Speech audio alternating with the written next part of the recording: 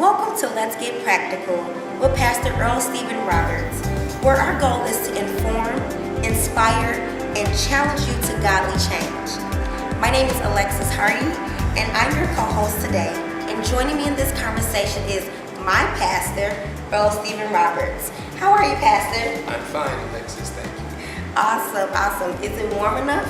It's warm enough. This heat in August is something else. Yes, it is. Good. Glad to hear all is well. Last time we met, we were getting ready to gear up for your birthday celebration and things of that sort. Yes. How did it come out? How was the turnout? It was great, but sometimes birthday surprises and celebrations are a little embarrassing for me. But our new book was being released at that time, so It was.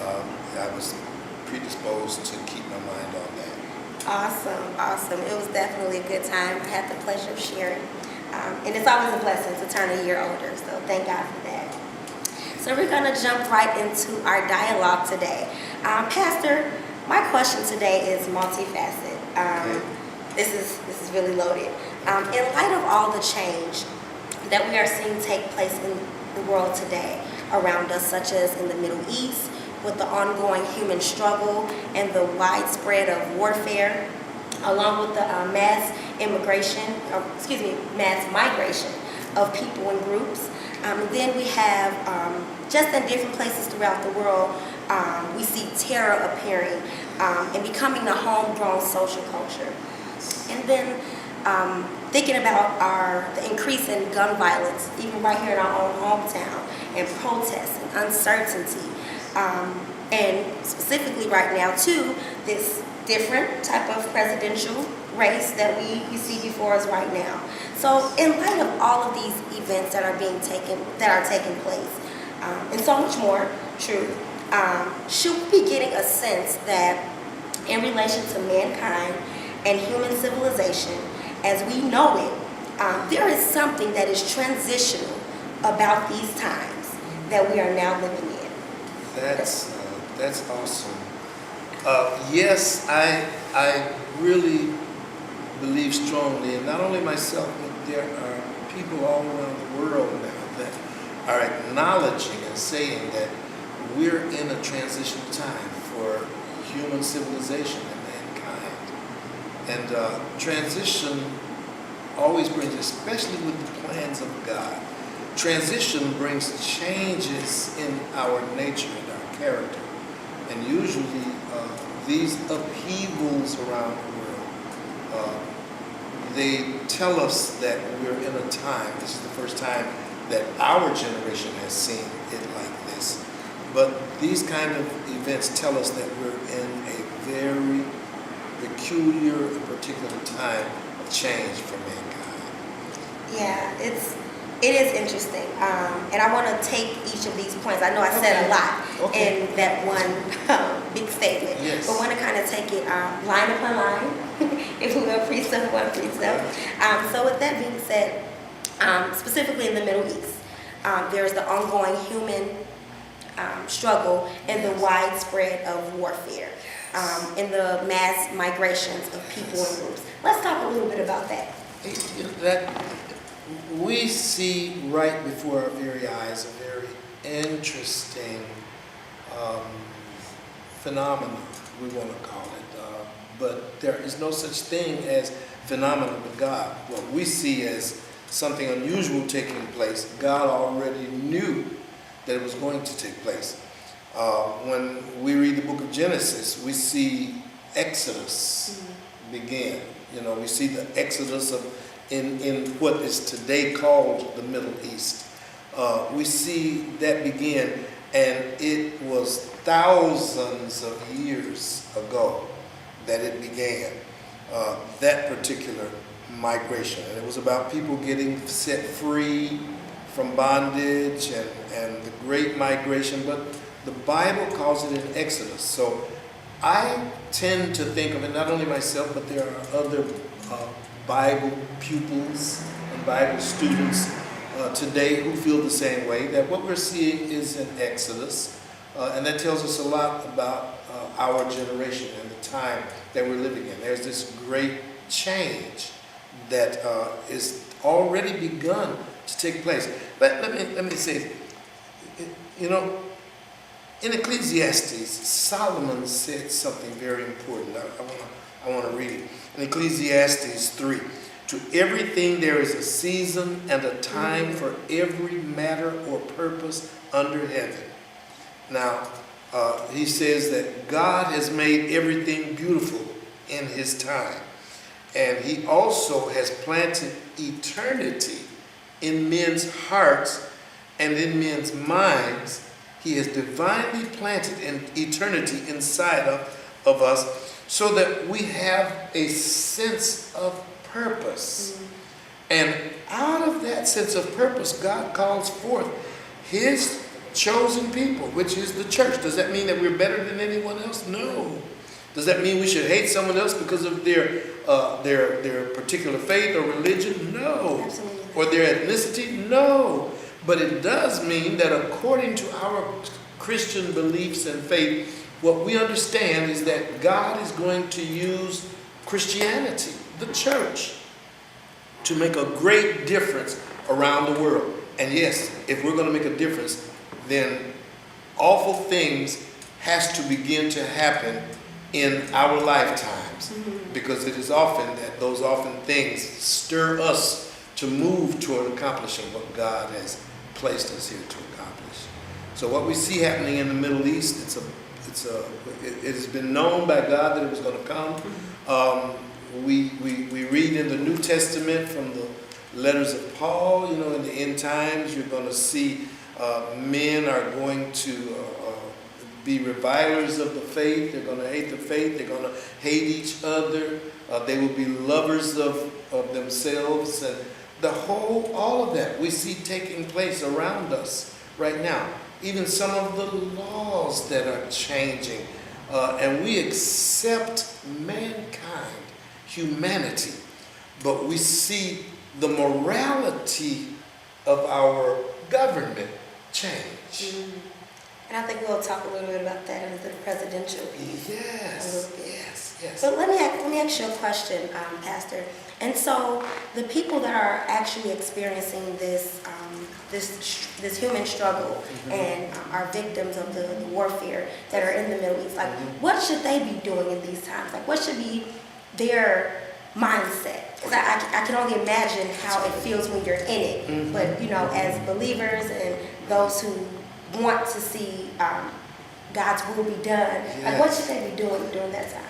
I believe that the greatest thing they can do right now is pray for themselves. Yes.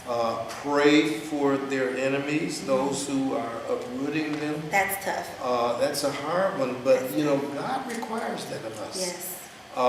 And where our faiths are different and our beliefs in God may vary, any way we want to cut it, any way we want to say it, there's still one universal God who created all of this cosmos as we know it, including planet Earth. Yes. So, because we as Christianity believe strongly in the new birth and experience the new birth, which means that there's a transition and a change that takes place in our nature based upon the truth that we have entered into a personal relationship with God. Yes. So then we have to pray with them and pray for them. Absolutely.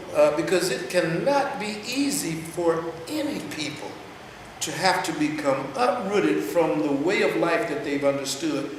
And what does that do to those who have to move along? The 7-year-olds, the 14-year-olds, the 18, the 16, the 40, the 60.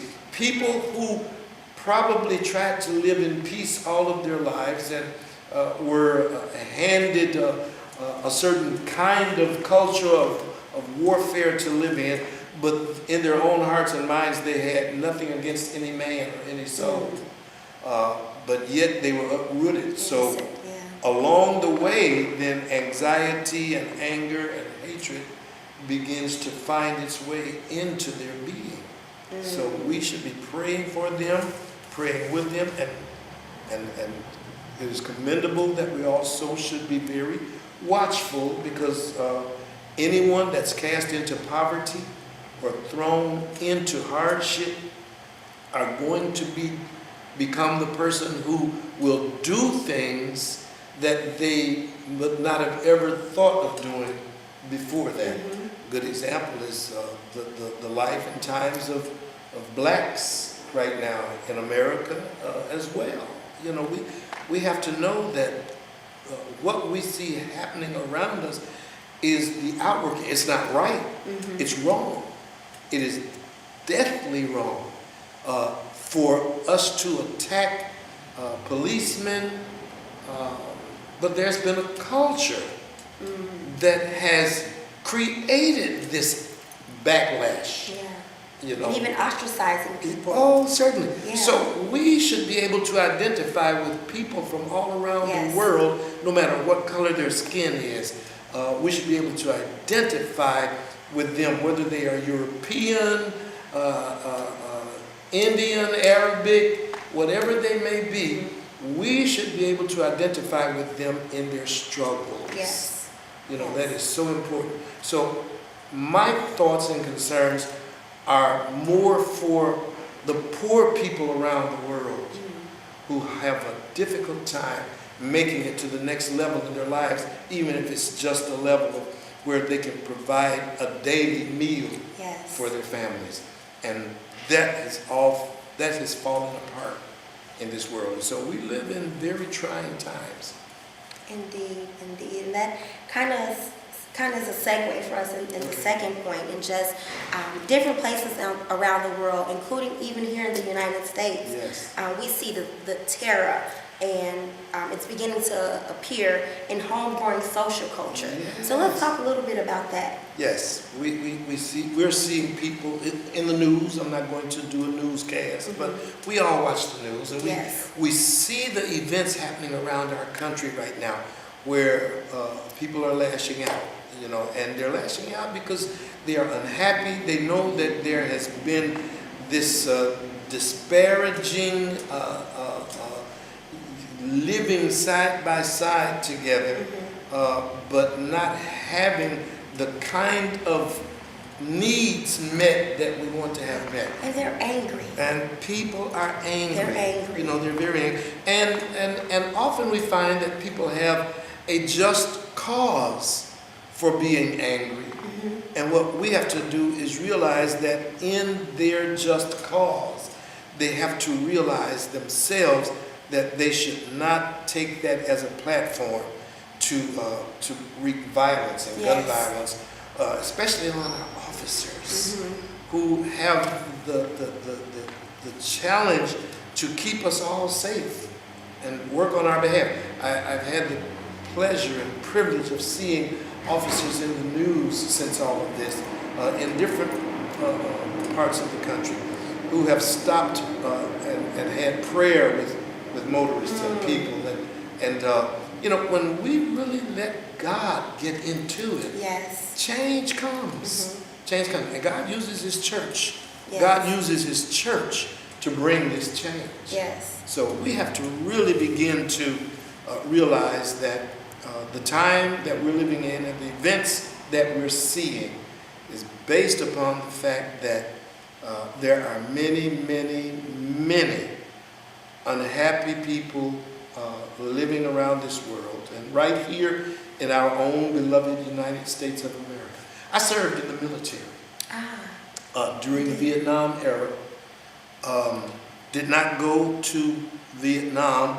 I was in Europe, but I served. And I volunteered to serve, and where they stationed me, that's where I was stationed. I would have gone anywhere they said. My oldest son served in the military, and he routinely coordinated with the president's office. He was in the Air Force. Routinely coordinated with the president and the president's office, and the generals there too in the military, to bring together themselves together for counseling and conferencing and talking and for joint operations. He was involved in several joint operations. And, you know, for us to do that, he met his wife while he was in the military. She was serving in the military. My wife, Catherine, and I have nephews that served in the military, and all of these were during times of war. And we are proud to have served, you know, and I've never taken advantage of any of the GI Bill, you know, what's available to us when I came out. I never took advantage of any of that. I was blessed and fortunate to have gainful employment and lived by that standard. But there are so many of us who are ex-military today and fought in wars and in combat regions who are struggling to make it. We have to have a genuine concern for all of the people. If this United States of America is going to become the really great nation that God intends and purposes and has destined the United States of America to become, then we have got to meet each other on equal footing, Yes. with equal opportunities and equal care and concern for all. And even for those who are finding their way here to try to start a better life for themselves. You know, it is incumbent upon us all to do that. Yes, and that's a great actually segue into our final point. And I'm just thinking right here in Chicago, and even in America throughout other cities and states, we see an increase in gun violence, protest, and uncertainty. Even right now with the particularly different presidential race. Yes. You know, different from what we've seen before. Yes, and so just, can you talk a little bit about that? Yes, we are in unusual times. Very unusual. And these very unusual times tell us that there is a transition that is taking place in our times, in our generation. We are that transitional generation. Interestingly enough, I read the Bible clearly. I see time frames and time blocks in the Bible, and I document those and present them in our studies here at Garfield Park Church. And we are today in a transitional age that God has predetermined. Now, we have to be careful when we use certain language, because someone will want to take us and say that's not Christian language. But the Bible is chock full with verbiage about the age, the age, the age, the age.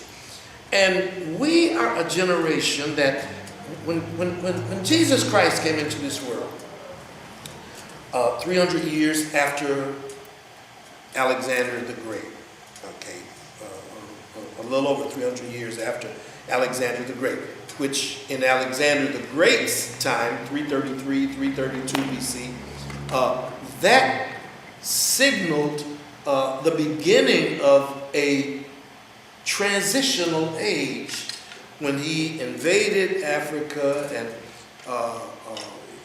about 300 years later, and Europe began to flourish more. Okay, so we've seen this great expression of wonderful, elaborate European culture and ultimately Western civilization culture, which is wonderful. You know, I am proud to be a part of Western civilization and Western civilization culture. But that has been an age in the making that has taken over 2,300 years. Wow. And according to Bible chronology and civilization, history in different civilizations, we tend to see great shifts in civilizations and changes in civilizations in periods of time that last about 21 to 2,200 years. Okay, so there's been this wonderful, lengthy period of time that we've had this great expression expression of Western civilization and Western culture. And I was born into it, and you were born into it, and my parents were born into it, and my grandparents and their grandparents were born into it. That time is changing. That does not mean God is turning his back on Western civilization. Western civilization, especially the United States of America, is one of the greatest civilizations that mankind has ever been a part of. But what God does want from us in Western civilization, and most especially in the United States of America, is that we become the model of human civilization for which God will use to show others around the world what he is bringing mankind to become. So that's why this presidential race is so important. I'm not going to talk about candidates and all that. We won't get into that. But this is a pivotal presidential contest in the history of the United States of America, Western civilization, and the world. And this is the United States of America's golden opportunity to show the rest of the world what God is doing for the next level of human civilization. It will be based upon how we identify with each other, how we relate to one another. You know, I'm proud to be an American. I'm proud of that. But I'm also proud that I'm black. I'm proud that I'm a black American. And my lineage goes back to Africa, and so does yours, and every other black person that you know. Our bloodline starts in Africa. And there have been geneticists that says that humanity's bloodline starts in Africa. And the Bible proves that out for us. But that is not supposed to make us feel that we are better than what God's purposes are for all of mankind. Thank you so much, Pastor. Do us a favor and go and rate this podcast. The best way for us to get this content out before people is by your reviews and ratings. So just do that for us, and we'll definitely be grateful and appreciative. Thank you so much for joining us today. It's always an honor for us to have you to listen to us. And remember, your life is God's means for bringing positive change. So let's get practical.